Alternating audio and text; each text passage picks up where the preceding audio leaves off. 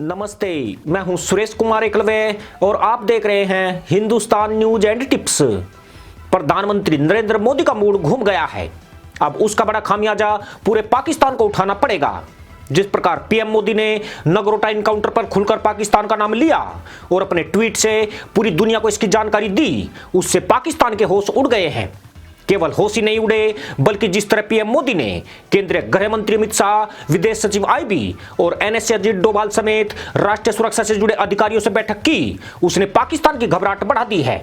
इसका मतलब यह है कि पाकिस्तान के खिलाफ प्लान तैयार किया जा चुका है और जल्दी ही उसके खिलाफ कोई बड़ा एक्शन हो सकता है। यह कार्रवाई पीओके में होगी या फिर पाकिस्तान पर सीधे प्रहार होगा, इसको लेकर प्लानिंग कर ली गई है। प्रधानमंत्री मोदी की कल की बैठक पर पूरी दुनिया की नजरें टिकी थी। उम्मीद तो यही की जा रही थी कि पीएमओ की तरफ से इस पर कोई बयान जारी किया जाएगा, मगर ऐसा नहीं हो पाया।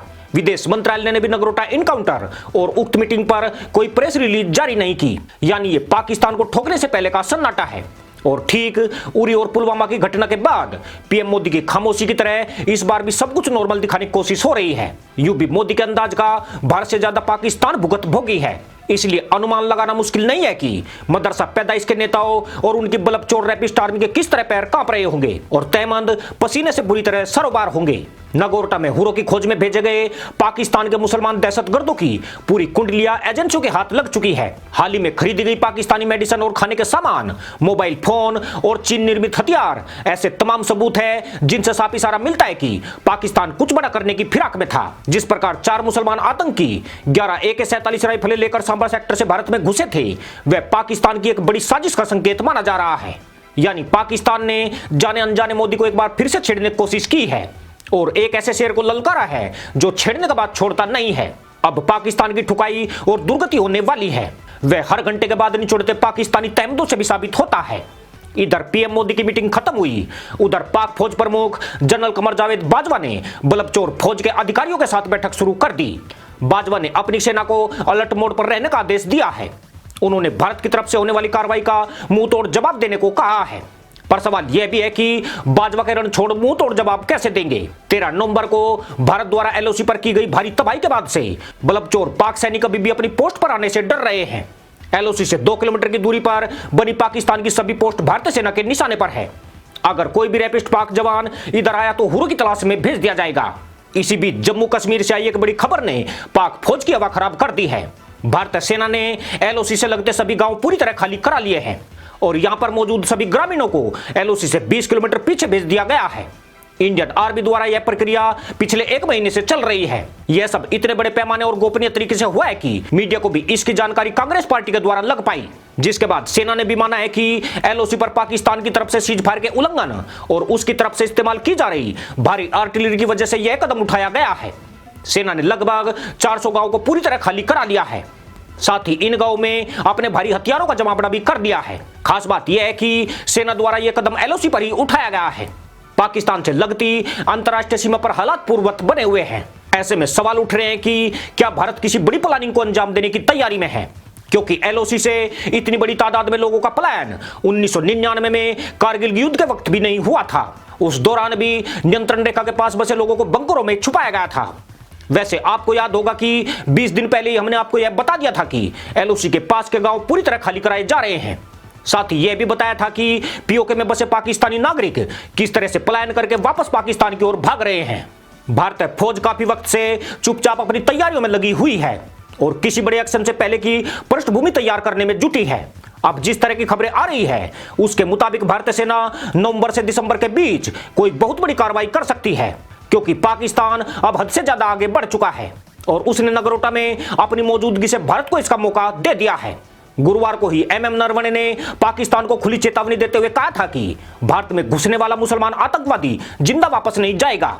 नरवणे का यह कठोर बयान उस वक्त सामने आया जब ग्लोबल पोजीशनिंग सिस्टम डिवाइस के आंकड़ों से चारों आतंकियों के पाकिस्तान स्थिति आतंकी संगठन जैसे मोहम्मद के ऑपरेशनल कमांडर मुफ्ती रऊफ असगर और करारी जार के संपर्क की जानकारी सामने आई। इसके बाद यह भी पूरी तरह तय हो गया कि भारत की तैयारियां अब सिर्फ पाकिस्तान पोषित आतंकवादियों के खिलाफ नहीं है, बल्कि उसने अपना फोकस पूरी तरह से पीओके पर कर लिया है।